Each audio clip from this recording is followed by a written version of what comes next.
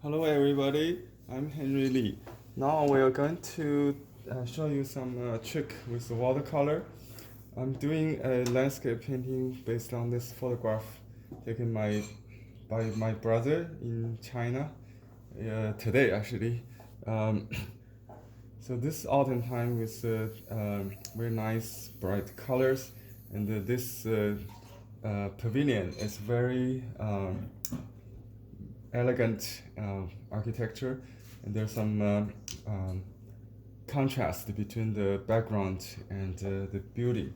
So what I did was I sketched the building detail, and I used this product called white ink, transparent white ink. It's transparent.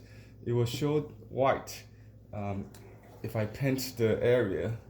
Uh, so it's actually like a masking fluid, but the advantages of this versus the removable transparent, masking tape. Masking, not that masking, you can use masking tape, but not in this case, right? The masking fluid is that you don't have to remove, especially with some poor quality. This testing paper is very student level, 90-pound cotton paper, but it's very fragile. If you put it masking tape, masking fluid, you can never take it off. Um, with this, I can do the same thing, but without have to remove it or anything. It just, and besides, I can use a little brush. I just paint it. It takes about half an hour to dry completely. You have to wait bone dry, otherwise it won't work. Okay, so I'm going to show you um, how it works. So let's do a little background. So I'm going to do some water color, just like reflection of the sky. So I have a reflection of sky, right? Look for this. You see, if I just paint over the whole thing, the paint will stop there. The best thing is it has a little bit, because when I paint it, maybe very not very solid, but some sparkles of color get through, but not all of them. You see, there's maybe some beads. I can remove them if I don't want, just like that. And if I want, I can paint this area with gouache or thicker watercolor, pure watercolor, darker watercolor, so to speak. So this is like milk, right? You can use cream or even yogurt to paint over the area you want to cover that. So that's just show, show you the whole process. So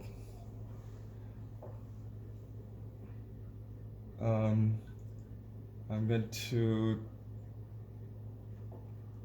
just finish this part so you can see how it works. Actually, there's a little bit blue, kind of green. I just use gouache, a little Naples yellow, maybe, and some blue. It would be a light green color. That's the tie there. So just a little scratches of a hint of the color. See, I think I left a shadow. When I do the masking, I leave a hole, like this. I could leave a hole. Actually, it covers. The gouache covers it. You don't have to really do the detail. Worry about detail. Just block the whole roof, and you'll get the light base, and then you can just put some definition, a detail, like texture on that, right? That's the roof area. And the shady area, I didn't use any mask, so you can just paint as usual. Let's just use some darks. I just mix. We don't have the gray. In watercolor, we just mix grays, right? So you just use. It should be cool or warm. It's a little warm gray, maybe. So see, I got some white masking there, and you can see I just paint all the way through, and that little white is the effect of this transparent white.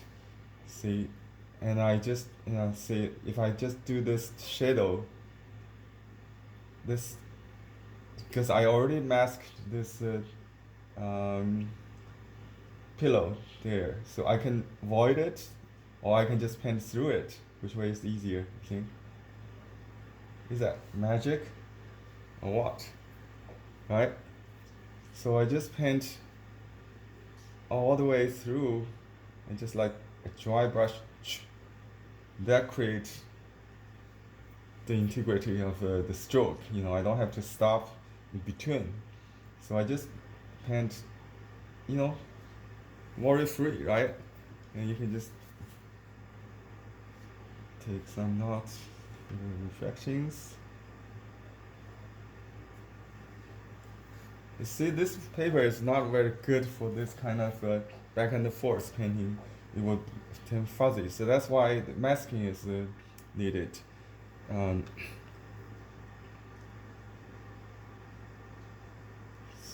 let's just do the whole shadow area, and there's a reflection of this here.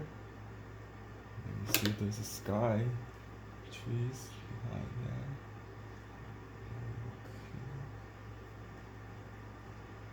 Trees.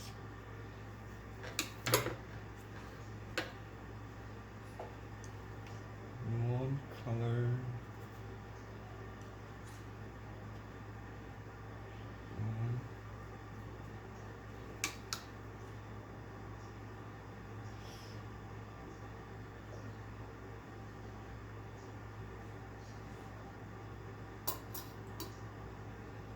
And the shadow again here. A big shadow. It's kind of green.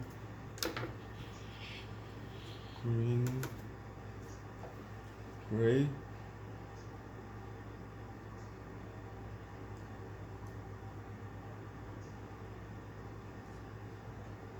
And more sky reflections. There's some vegetation in there, so I leave some dryness there. And this is a nice blue sky reflection here. Some blue sky there.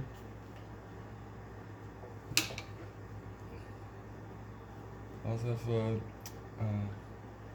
leaf, like the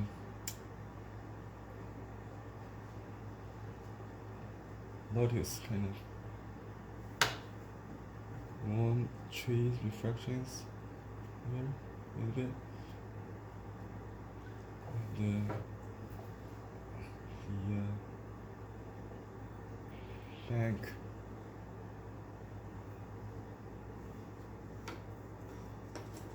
Dark shadow, dark against light, contrast area, focal point.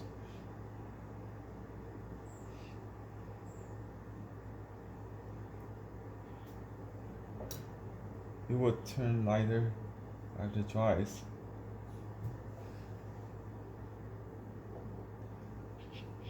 Okay. And this balcony is should be greenish, but I have to cover it, so I use gouache, some yellow, some blue gouache.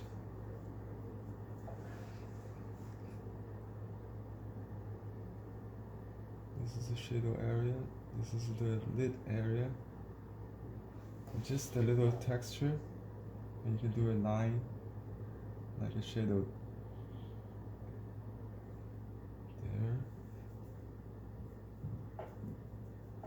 some dark area. And, it's kind of difficult to paint on this with a thin watercolor, but you can still manage it. You see, there's still, if you just repeat, you can still cover it. So it's not completely blocked. See, that's the beauty of this liquid called the transparent white. You can use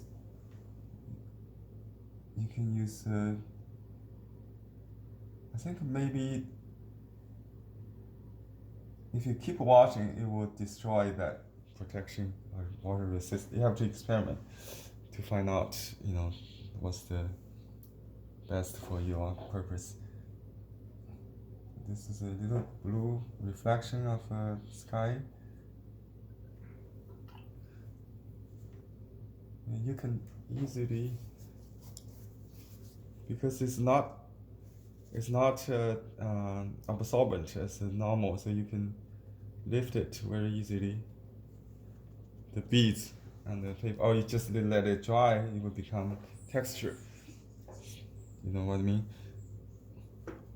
And just paint the dark area with more blue, cold blue color. This one, you have to enhance it with either with contrast or highlight. You can just paint the background, squeeze that out. I think that's what I will try first. If it doesn't work, I can use some. Let's just add some reflections. Wet into wet.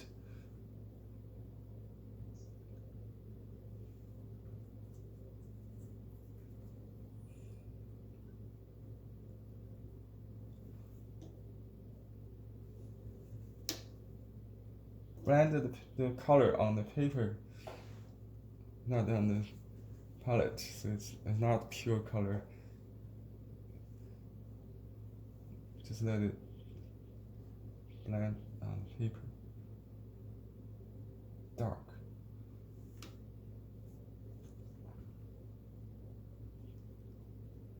This dark line. Oops. Okay, this is the back. Here we go. I think maybe the darkest has to be dried, and then you add it with a smaller brush.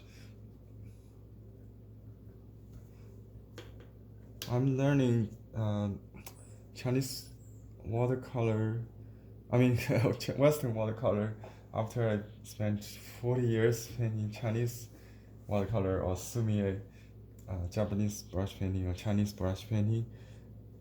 And the main difference is, the commonality is the water media, and we both use very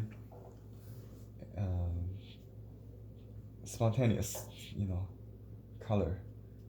But the paper is different. This paper actually it's more forgiving for me. I can lift it, I can change it. There's still lots of room to change it than rice paper, which is more difficult, I think. So if you can do Chinese watercolor, it's easy to adapt to Western watercolor, and you will do better actually with the stroke, brush control, that kind of skill. So let's do a little more shadow area here. I think there should be some kind of dark.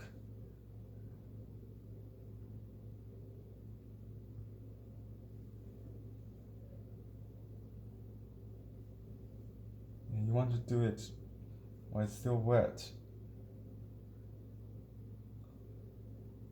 So you create this blurry effect automatically. You need to wet this.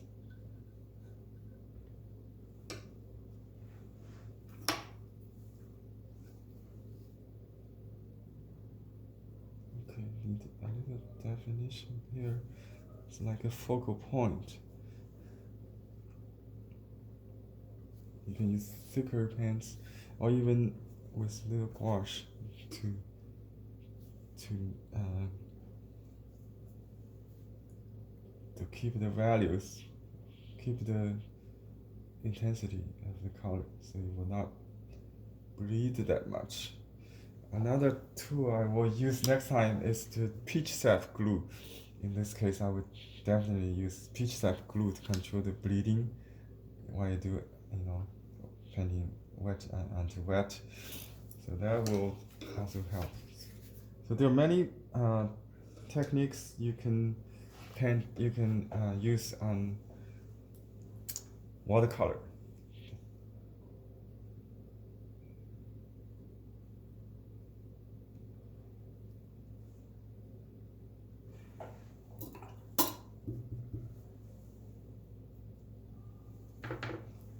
I don't like this new paint. What do you call this? Balcony. So I just keep it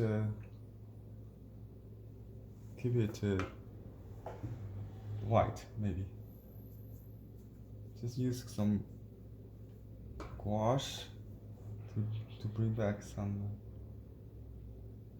reflections.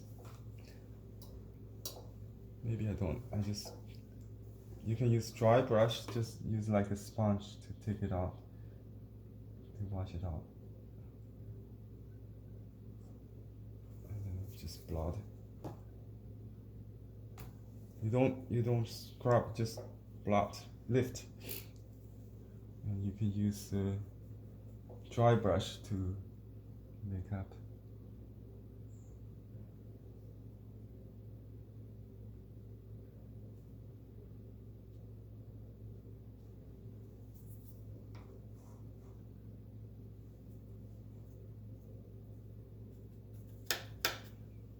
This is my focal point in the water. A little bit stronger color here. This is the focal line here. Some green contrast with red. My light source should be on, I think, on the right side. I'm not sure. Maybe this is in the noontime, so there's not much cast shadow as I see. It's under the tree maybe. So I want to add some dark. Well, you can add that definitely. Just create your cast shadow.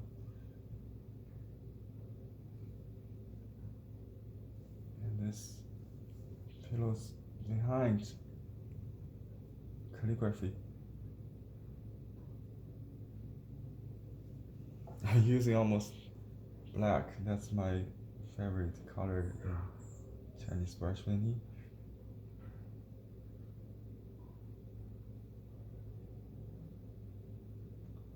This will give it more definition there.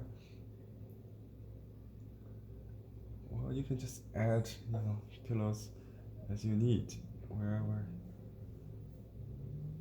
you need. And this part should be dark, but there's some plantation there, water lily there. So just leave. This is underneath the reflection of the underneath of the platform. It's very dark. Very dark. This is the roof, actually. Roof. So it become lighter.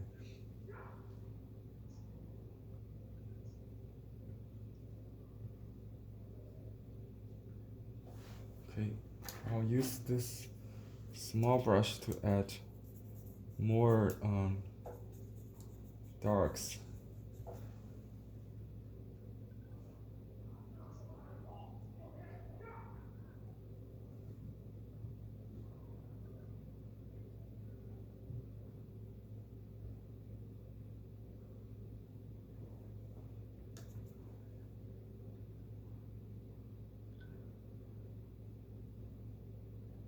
This is a shadow, I think. At least I can make it into a shadow something. Okay.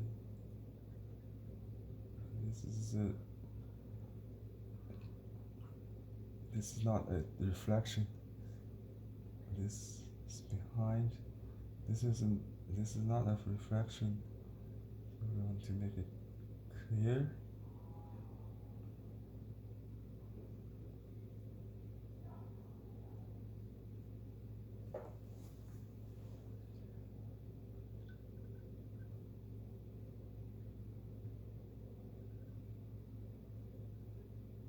There should be a little figure there. I think we will do that. Some tourist.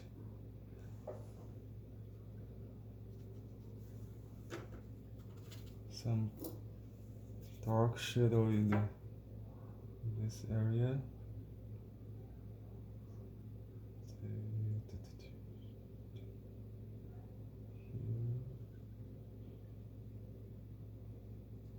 Should be dark. Okay.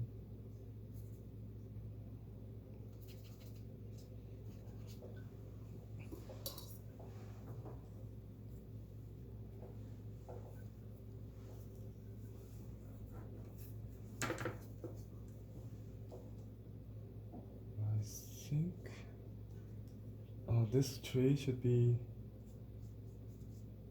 added to some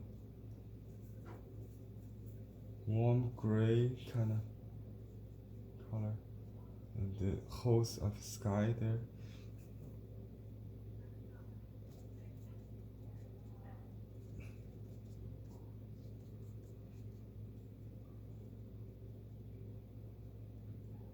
My hometown, actually. Beautiful.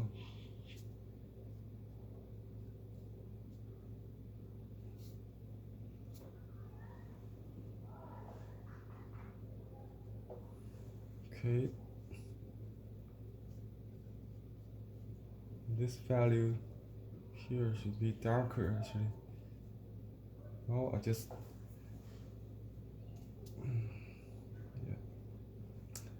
and I'm debating if I need to add that branch on the corner here. See in the picture. I think that would be nice to kind of close it from the sky, hanging from the sky. Okay, so some dark, very dark, almost black, purple plus ultramarine, that kind of. I use a whiteboard so I can. Oops, my model is gone. Alright, I just do it with memory.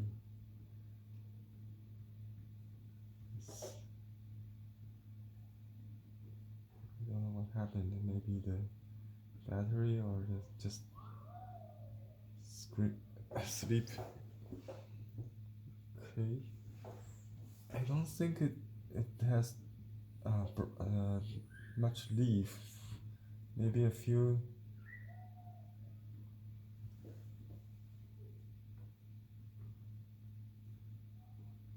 So this is where I use my Sumi skill. Okay. And okay, the main purpose of this is to show you the advantage of this masking fluid called transparent white. You can get it from Blue Heron Arts, and try it with your Western watercolor. You can create snow, icicle, or some white effect without much effort with this help. Especially with on rice paper, you cannot use where you cannot use masking fluid. You cannot remove it. Like this paper is also very vulnerable, so I use this instead of the masking fluid. Okay, thanks for watching. Have a good weekend.